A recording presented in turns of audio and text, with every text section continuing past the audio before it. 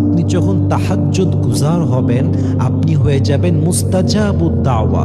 আপনি যখনই কোনো দোয়া করবেন, আপনার কোনো দোয়া আল্লাহ তাআলা খালি হাতে ফিরায় দিবেন না। বলেন সবাই সুবহানাল্লাহ। আপনার দোয়া কবুল হোক। আপনি যদি চান আপনি আল্লাহর প্রিয় বান্দা হবেন, আপনি যদি চান আল্লাহর কাছে আপনার গ্রহণযোগ্যতা বাড়বে, আপনি যদি চান আল্লাহর খালেস বান্দা হবেন, তাহাজ্জুদ মিস দেওয়া যাবে না। তাহাজ্জুদের মাধ্যমেই একজন বান্দা আল্লাহর সবচেয়ে নিকটবর্তী হয়। তাহাজ্জুদের মাধ্যমে একজন বান্দা তার মনের ইচ্ছা পূরণ করতে পারে দোয়ার মাধ্যমে। এবং তাহাজ্জুদের সবচেয়ে বড় একটা লাভ হচ্ছে আল্লাহ আপনাকে দোজখ থেকে মুক্তি দান করে, আল্লাহ আপনাকে জাহান্নাম থেকে মুক্তি দান করে।